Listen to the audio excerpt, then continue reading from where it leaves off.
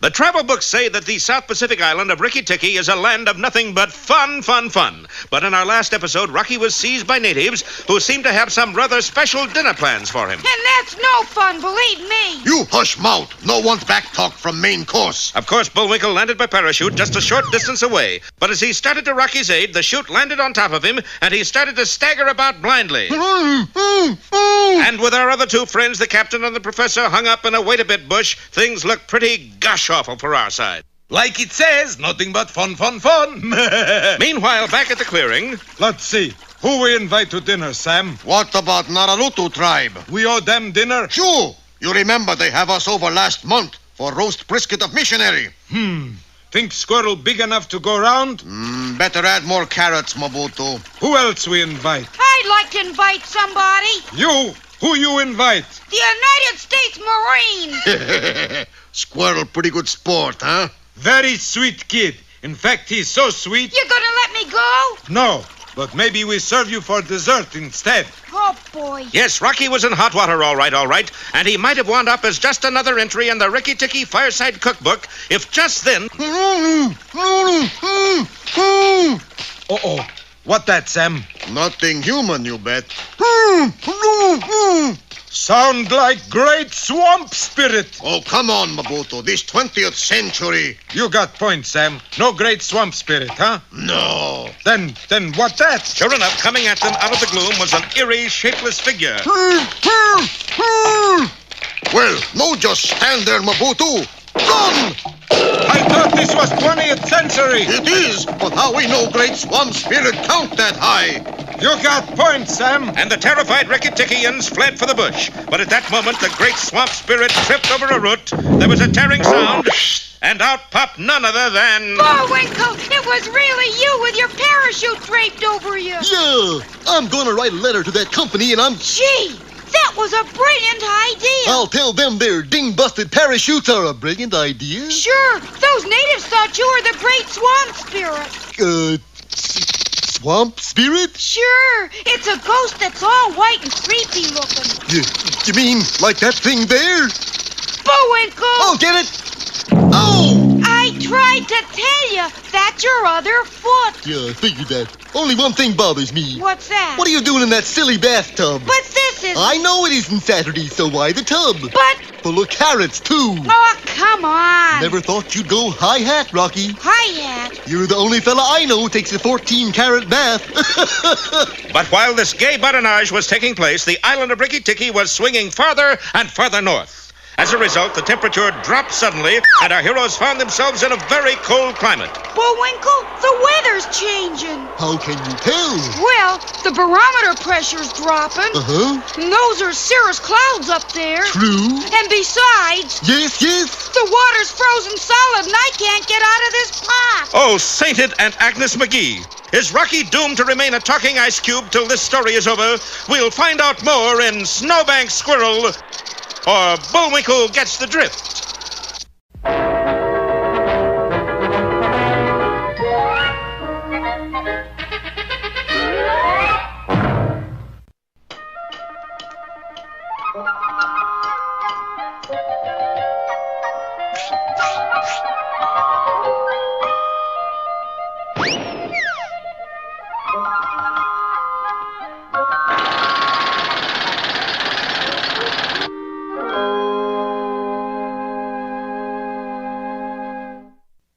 Tell me a fable, Pop, please. Pop, tell me a fable, please. I thought you didn't like to hear my fables. Oh, but I do. They're so inimitable. I mean, other kids' fathers do such dull things like building bridges, practicing law or medicine, making great scientific discoveries. But you, Pop, will go down in history as... Yes, Junior? superfluous. Well, thank you, Junior. That was nice of you to say that. Inimitably superfluous. That has a nice ring to it. You really have a way with words, Junior. Well, the title of today's fable is The Hen and the Cat. Inimitably superfluous. Oh, by George. Well, it seems that in a certain barnyard, there was a chicken who was allergic. Just allergic to cats. I react perfectly normal to all other things. You might think a simple solution would be just to stay away from cats, but I can't. At least one. Tom, you see, Tom and I are in love. That is the craziest thing I ever heard. A chicken in love with a cat. If there's one thing I cannot stand, it's a bigot chicken. Florence and me were made for each other. And just as soon as she gets over those sneezing fits, we're going to be married. But, Tom, it seems so hopeless. You're right, honey. It's hopeless. In the first place, Florence is a chicken. She scratches around the pen, cackles, lays eggs, and like that. You're a cat. You can't do any of those things. Yes, I can. Okay, smart guy. Let's see you lay an egg. You're forgetting something, aren't you? What's that? I'm a tomcat. Right, and Florence is a chicken. Besides, she's allergic to you. Don't you listen to her, Florence. Love will find a way.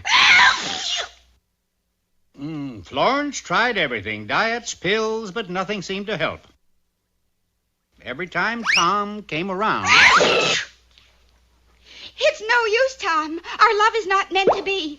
Go. I want to remember you always as you are now. Don't say that, Florence. Keep a stiff upper beak. I've got a surefire plan. Oh, Tom, really? Oh, it's all right, Tom. I stopped it. There, you see. I wonder if his plan really will work. So there it is, oh great wizard. Every time I come on the scene, it's Sneeze City. It's enough to make a grown cat cry. No, help me, great wizard owl. Help me in my hour of need. Now leave me to get this straight. You are a cat, right? Right. You were in love with a chicken. Well, it's a wonder you both aren't allergic, but I'll tell you what I'll do. You take this magic potion, patent applied for, and at the stroke of 12, drink it down. Oh, I will. Thank you, great wizard. Thank you. They said it couldn't be done. No, boy. At last, Florence and I shall be wed. And so, a short time later... Flo, baby, my troubles are over. I know, Tom. Isn't it wonderful? How do you know? Well, I've got so much to tell you, Tom, but it will have to wait because it's 12 o'clock. Did you say 12 o'clock? Yes. Oh, my goodness. Now, what did you want to tell me, Florence? Well, somehow it doesn't seem important now. I mean, what could I possibly have to say to a stupid chicken? In fact, I don't know what I'm doing in this ridiculous chicken coop in the first place.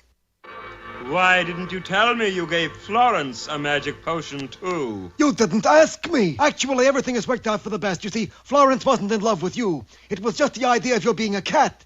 You see, Florence was really allergic to chickens. That's why she was sick. She was a sick, sick chick. Now that she is a cat herself, she no longer has the allergy. Clear? But what about me? Well, look about you, Tom. You mean... They're all yours, Tom. You are king of the roost. Here I am, girls. So, as it turned out, Florence, who was a chicken, really wanted to be a cat. And Tom, who was a cat, always wanted to be a chicken. So it all worked out for the best. Tom, rise and shine. It's time to wake up the world. Well, Pop, you've certainly outdone yourself this time. That was rather superfluous, wasn't it? I'd say that was the most super superfluous story I've ever heard. And the moral, Junior? Moral. At night, all cats are gray. Unless, of course, they're chickens. Yes, and that's a superfluous moral if I ever heard one.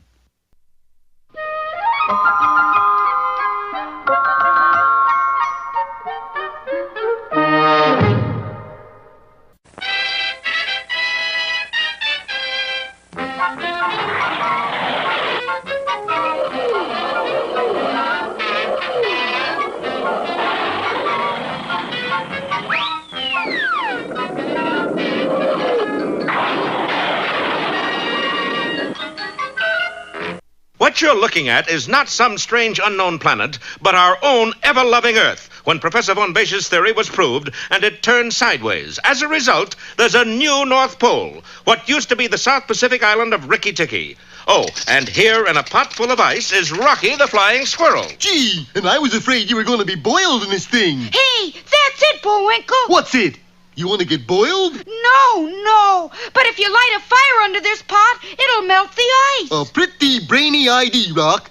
I'm sure glad you're not froze at both ends. Me too. So Bullwinkle struck a match and tried to light the kindling under Rocky's pot, but to no avail. What's the matter, Bullwinkle? It was so cold that the match flame had frozen solid. Might as well put it away till it thaws out. No use wasting it. Gee, I can't move. Sure you can. How? I'll carry you. And the mighty moose hoisted his pal and started off. Bullwinkle! I'm right here, Rock. I didn't say anything. I could have swore I heard somebody say, Rocky! hey, that's another voice. Yeah, pretty blood-chilling, isn't it? Not very blood-chilling, Rock. Maybe not for you, but I'm so cold already it doesn't take much. Oh, they were familiar type voices, too. Well, of course they were. That was Captain Peter Peachfuzz and the Professor. They must be in trouble. Sure enough, as Bullwinkle looked down from the top of the hill, he saw their two friends being carried away by a band of half-frozen but still ferocious natives. We gotta stop them. You bet. Hey, cut that out, you guys. It's Bullwinkle and Rocky. Cut that out, I say. I do wish he'd stop saying cut that out. Why? I'm afraid the natives will take the hint. Well, the natives lined up in battle array before the charging moose, their sharp spears at the ready, and Bullwinkle chose that moment to trip over his feet. He's done for. Him? What about us? But in falling, Bullwinkle had dropped the pot containing Rocky and his ice cube. Oh, Buzz Fuzz, I got a split. That's going to be hard to pick up, too. Not too hard, really, for while the captain and the professor took care of one Rikki-Tikkian, the empty pot took care of the other. Empty pot? Looky there, Rocky on the rocks. The collision had freed the plucky squirrel, and he sat unharmed on a pile of ice cubes. Well, Professor, looks like your theory was right. It's pretty cold. Jawohl, but I wish I wasn't quite so right. And a little bit warmer. But at that moment... What happened? We're in luck. I think Bullwinkle's match is thawed out. Come on. And while our friends tried to warm their hands behind a smoldering Bullwinkle, they were watched by a pair of evil eyes belonging to... Oh, no. Ho, ho, ho! Give a guess who? Oh, come on now. You're not Santa Claus. You're Boris Badenov. I'm Sandy Claus and I can prove it. How? I got a witness. My assistant, Elf. Isn't she a little tall for an elf? It's the high heels, darling. They fool you. Oh, boy.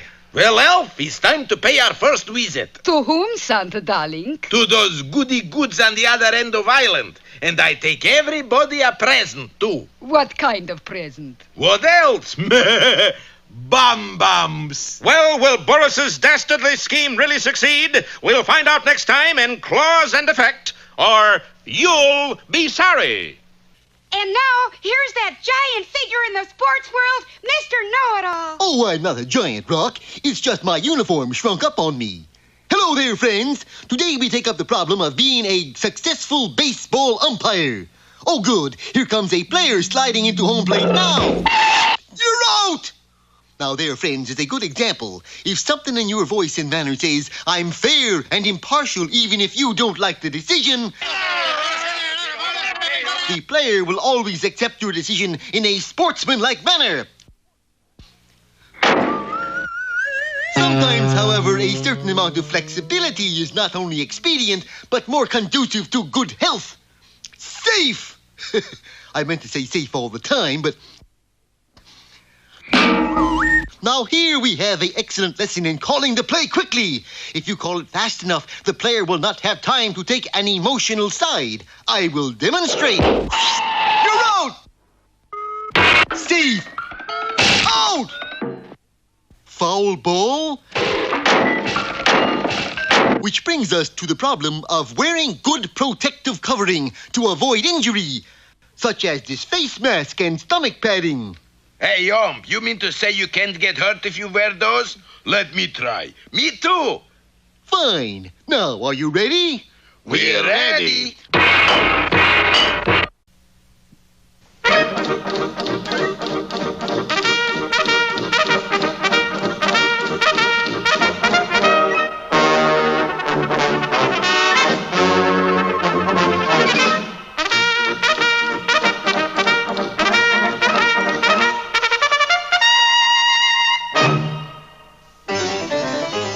mountainous region of northwest Canada at the close of the 19th century, perched on a particular mountain overlooking a gorge, Snidely, Whiplash, and Homer sat waiting. What are we doing here, Snidely? You see this particular rock, Homer? Yeah? Well, this is called flicker rock because it is so delicately balanced that with the flick of your finger you can send it hurtling to the ground below. So? Well, I happen to know that Dudley Do-Right always rides under this rock at exactly 4:33 CMT, Canadian Mountain Time. So when he passes under the rock, I give it a flick and no more do-right. Gee, Snidely, that's an unpleasant thing to do. 4:32, 4:33, flick!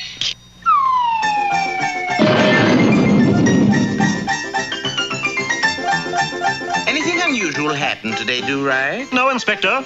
Except after I rode out of the gorge, I had a very peculiar ringing in my head. How did you do that, Inspector? Do what? That thing you did with the birds and the bells. Birds and bells? Are you feeling all right, Dudley? We'll all be killed! Look out for the train, Inspector! You certainly are a cool one, Inspector. You just sat there and let that train whiz right by you. Dudley? Yes, Inspector? There was no train in this room. No train, but I saw it. There was this chugga-chuggity, you know. Dudley, there was no train, there were no birds, there were no bells. Well, how about that horrible creature sitting on top of your head right now? Where? What? Don't worry, Inspector. I'll kill it. Guards! Guards, arrest him! Wait. Look out! Here comes another train! Will you Mounties come out from under that table and take this nut away? That engineer must be mad. What was that all about, Father? I can't understand it. It was his old zippy do-right self this morning. Oh, look out there. Here they come again there. Dudley, what happened to you? Why, nothing, Nell. I was just riding home by my usual route, and I felt a slight tingling sensation on my head. Look out! Is it a mouse? No, it was a 16-foot polar bear. Strange, polar bears this time of year, but it's all right, Nell. It walked on by. Polar bear? Oh, Dudley, you're sick. I'm going to find out how this horrible thing happened to you. All right, Nell, but wait till these buffaloes go by. So Nell set out retracing Dudley Do-Right's route to camp, hoping to find the reason for Dudley's strange behavior. That's odd. Flicker Rock is missing.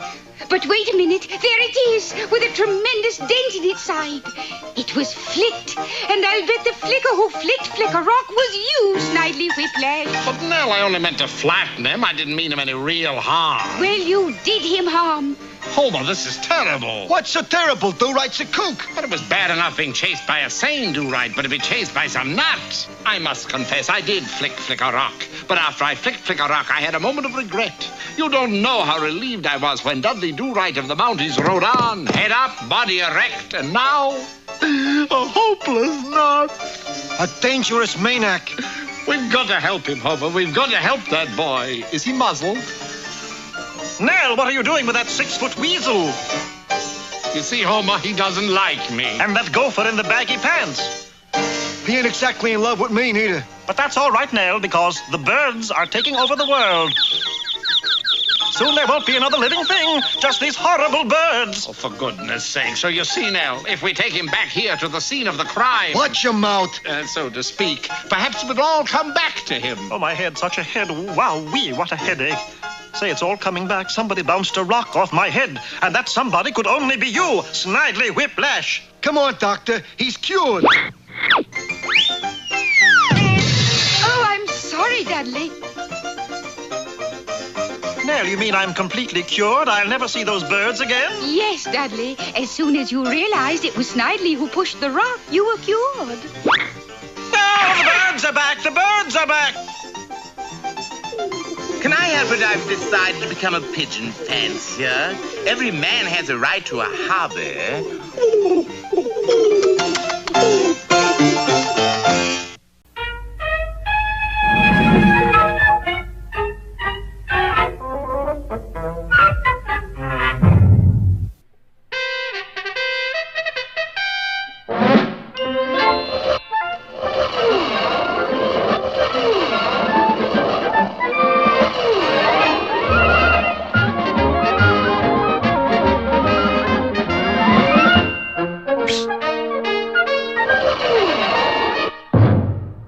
Well, it finally happened. Professor von Beij's theory of the polar flip actually came to pass, and the Earth really had a new North Pole. Of course, this caused a great deal of consternation all over the world. London, for instance. Let's face it, old bean. We're living on a ruddy tropical island. It was true. People attended the opening day at Ascot and Sarong's. The House of Lords discarded its ermines and dressed exclusively in muumuus, and even the familiar London bobbies looked different. Their helmets were the same, but they now wore shorts and ankle-length stockings called... If you say bobby socks, so help me, I'll bet you. Moscow, too, had its troubles. But you've got to do it, Commissar. Yet, Vasily, impossible. Bobby is so hot. I've got to go where it's cool. I can do a thing for you. But you can. Please, Commissar, send me to Siberia. And the sudden change in directions had dire effects in the U.S. as well. Hey, Clint, how come you looking so down in the mouth? I'm just looking at the new map here, Harold. And? The full enormity of what's happened just hit me. Enormity? Yep. Look, Texas is now way up here. What difference does that make, Clint? Don't you see, Harold? From now on, we're Yankees. As a matter of fact, only one man seemed delighted at the change, and he was on the island of Rikki-Tikki, which formed the new North Pole. His name... Boris Badenov. Or as we call him, St. Nicolaus. Yes, Boris had decided to put himself in the Santa Claus business. You know a better location? Think of it, Natasha. People invite you down their chimneys every year. It's like a license to steal. As if you needed one, darling. And for his first call, Boris decided to pay a visit to Bullwinkle and Rocky, who were at that moment trying to work out a plan. Bullwinkle, we just gotta get the world straightened up. Yeah, and after we do that, let's figure out what to have for dinner. Fortunately, our heroes had the help of Professor von Beige himself. Gentlemen, I've got it. A way to straighten up the world? No, what to have for dinner. First, a little Kartoffelsuppe mit Maybe Leber. we ought to solve the other problem first. Rocky, when my stomach starts growling, there are no other problems. Well, let's ask ourselves how this happened in the first place. All righty.